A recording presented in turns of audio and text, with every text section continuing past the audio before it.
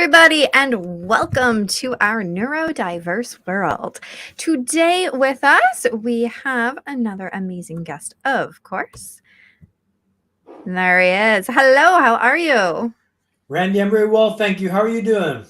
I am pretty good. I'm a little sad because as I was telling Dan before the show started, my poor kitty, who I just wrote a book about and released last week, Neo, has an ear infection in both ears. So very sad for him, but he'll be okay. He has medicine now. Where are you joining us from? I'm in Vancouver, Canada. Whereabouts are you, Randy? Oh, I'm in Ontario. Nice. So a few provinces over. I actually grew up in Ottawa, so I know Ontario pretty well. Oh, okay. I've been to Ottawa a couple of times. Actually, last year for my birthday. I mean, we didn't stay in Ottawa. We drove through it, but we went to Quebec on the other side of Ottawa. Lovely. Whereabouts in Ontario are you? I am very south. I am pretty close to Niagara Falls. Okay, cool. Yeah, I've spent some time in Niagara Falls. My family used to live in Kitchener and St. Catharines, so. Okay. Oh, I grew up in St. Catharines. Okay, cool. That is where I'm originally born and raised from, and I ain't never moving back there. No? Fair enough. My grandma was from there, which is my aunt and uncle live there now, so it's been a nice spot to go and visit. St. Catharines is lovely, but yeah, I don't know if I'd want to. I mean, it's lovely. Let's leave it at that. Yeah, I mean, I'm only about 20 minutes from there, so it's not like I went far. But just where I am here, it's a little bit quieter than there. So I'll stick to here. Fair. Well, I'm glad to hear that you're happy there.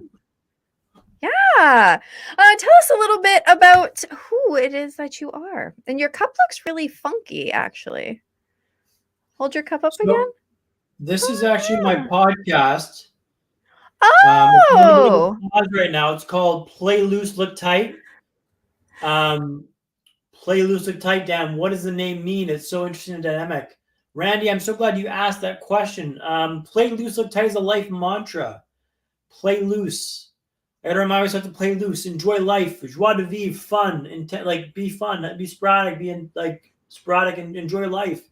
Conversely, you want to look tight, be put together, be on time, be intentional with your dress, with your demeanor, with your business candor. So it's a yin and the yang of my vibe in my life is play loose, look tight, and that's my podcast. So that's pretty cool. Oh, that's cool. And can people listen to it anywhere that podcasts play? Yeah, it's you can find it on Spotify, Anchor, Apple Podcasts. It's a bit of a pause right now. So the last episode's 07. Okay. So far, it's I will look to get it back up and running the next year or so. Nice. But right now, it's the first thing that I kind of dropped off the list of things to do as I go into as a speaker. So that's kind of cool. Yeah. Okay. But it's still there. People can go and still find it, listen. Still there. You can tell me how wonderful. I mean, the editing's not very good, Randy, I'll be honest with you, but the content, I believe, is second to none in the internet world. That's awesome. I just give you some finesse with regards to, the hard stops are a bit grating on the ear. If you know a good podcast, like, oh, that's a bit of an abrupt change of mic. It's just like there's no fade, there's no fade in, fade out. It's just like a hard stop, and it's. But you know what? It means that it's more natural. You didn't spend all the time making it putting on the fluff, I guess. Yeah, I'm not much of a faff person. I'm kind of more of a substance person. I think the content itself is second to none. Excellent. It's second to mine. No. Yeah, second to yours, of course. But like it's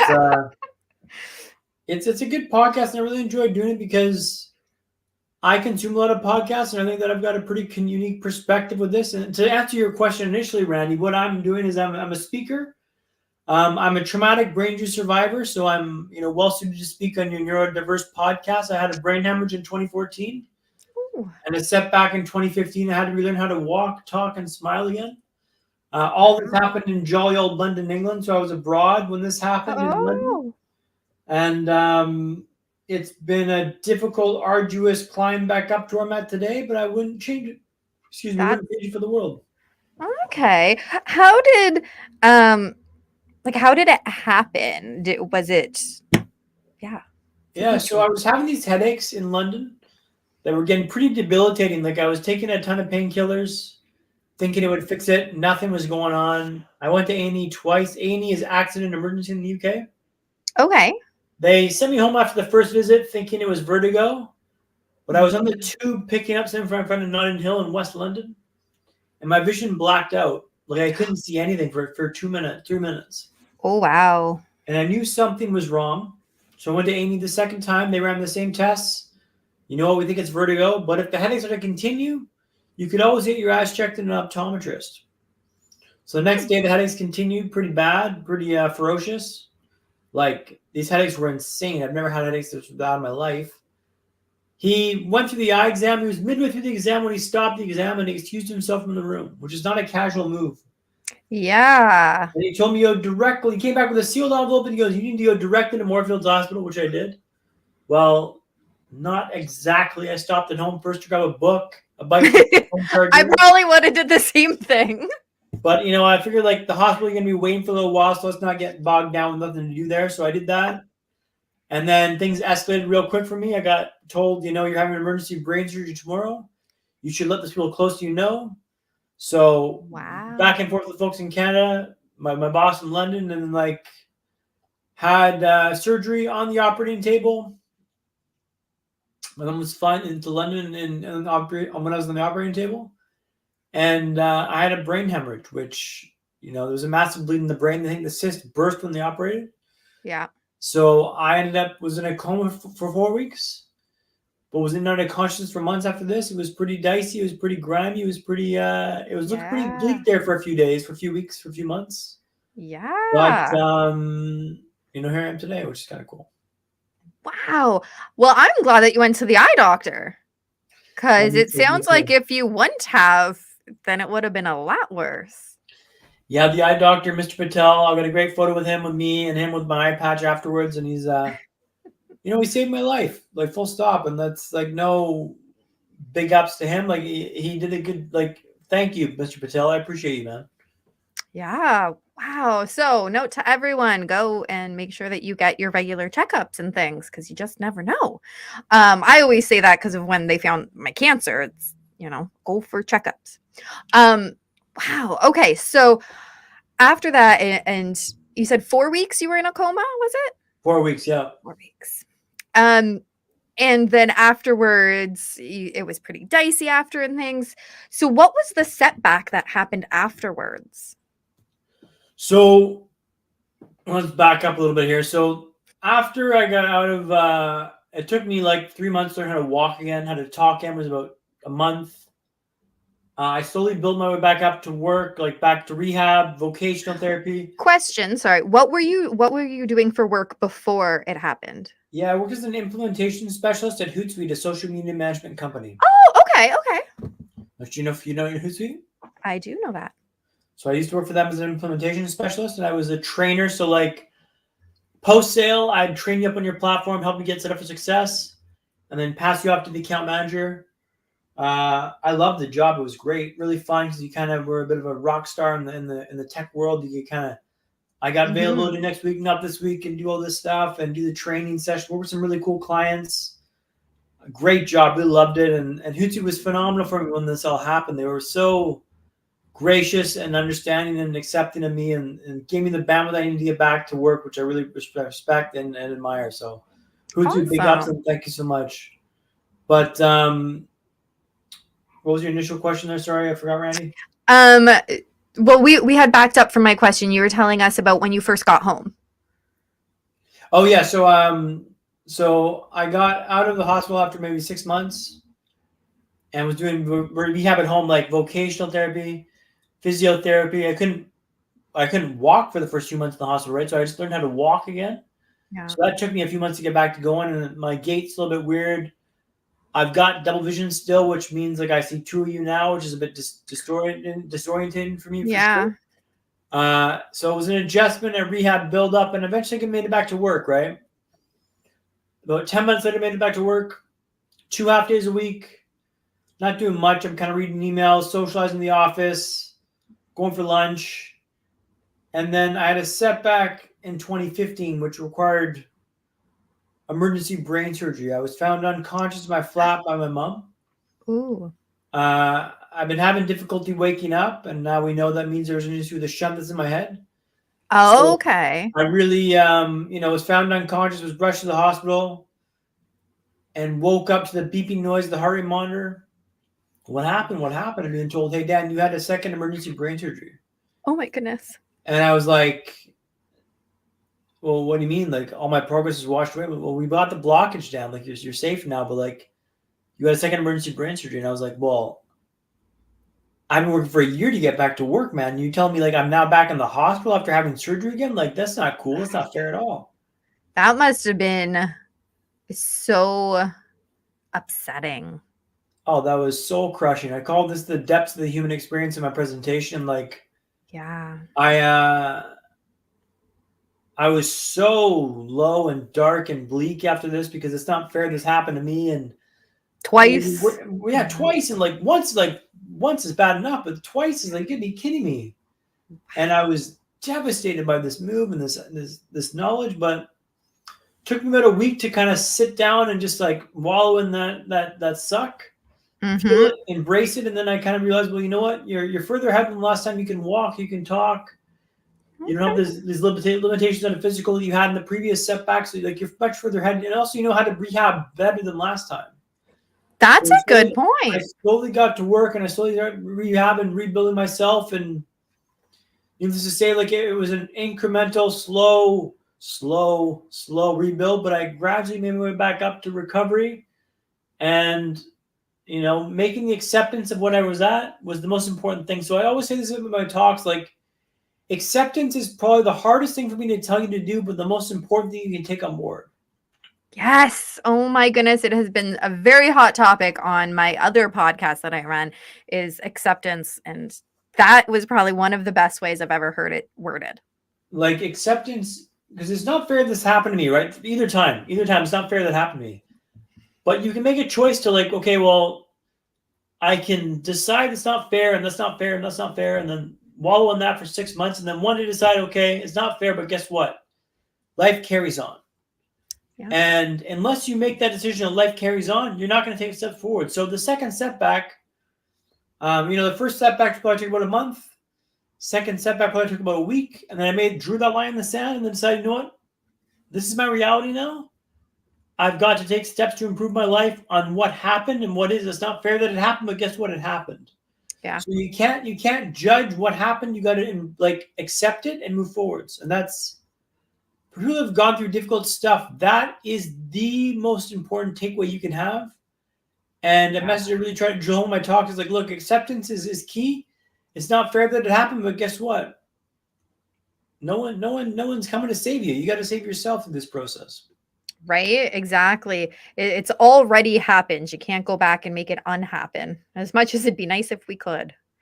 Oh my goodness. Well, it's like wishing something didn't happen is not a way to actively resolve it and take a step forward. Exactly. Wishing something didn't happen is not anything but wallowing in self-pity, and it's not productive at all. Like, I'm just preparing for a talk and moving tomorrow, and I was reading a quote that I've got in the presentation that says, it's from Dale Carnegie, is feeling sorry for yourself is not only the worst habit you could have, or not only a waste of time, but the worst habit you could possibly have. It's the worst habit you could possibly have because it doesn't get you anywhere positive, anywhere forwards. It's always just, why me, woe's me. But like, guess what? No one's coming to get you. You got to get yourself out of this situation yourself. It's just tough to swallow that for sure, and tough to say that because, well, you don't know my struggle. Then it's like, well, sure I don't, but like, these are universal rules. Like, this doesn't matter what you've been through, what you've experienced. Like, this is the way it is. And I'm sorry to say, but that's the way it is. Yeah.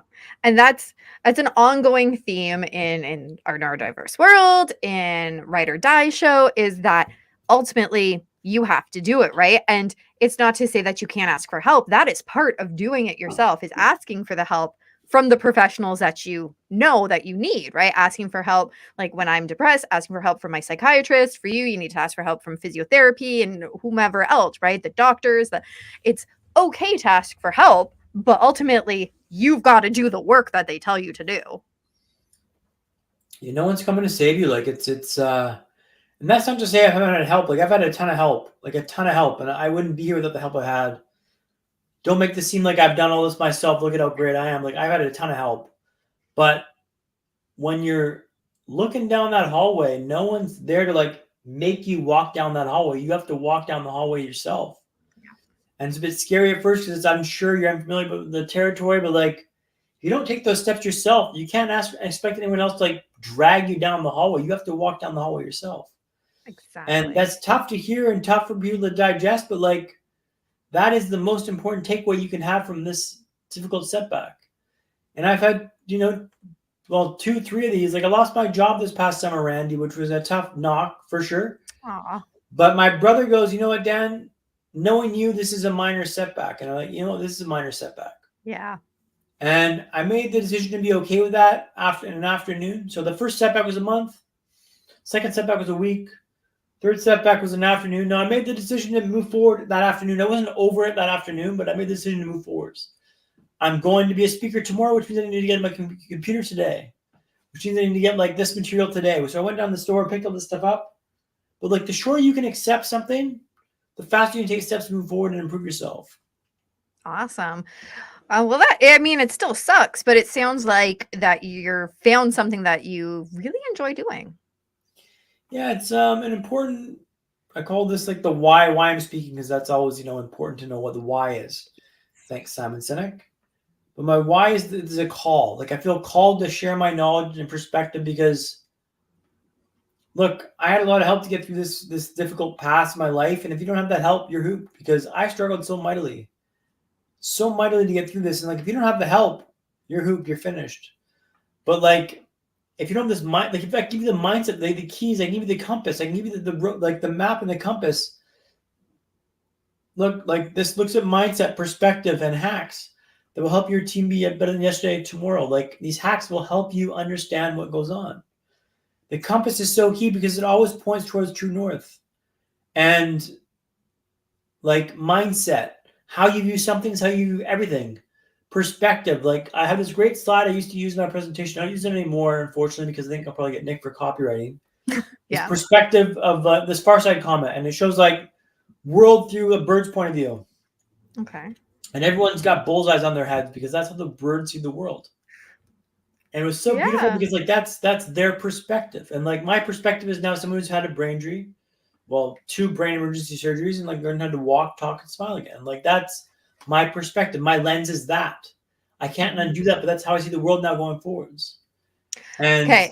So you've said this a couple times, and I just have to point out how much I love it, because you say walk, talk, and smile again. Because I have had at least one other person on my show. I might have been 2, but at least one other person that's had emergency brain surgery. And he was saying I had to learn to walk and talk again. But I love how you add in smile, because it's not just a physical thing that we do. When we smile, it's much more than a physical attribute. It's an emotional attribute that we're doing. Yeah, it's good that you picked it up. It's like, I look in the mirror and like smile, and my smile, I'm still not super confident with my smile now, to be honest. It's very so it has a big like gritted teeth, and like, oh, I'm smiling, look at that, I can think I'm smiling properly.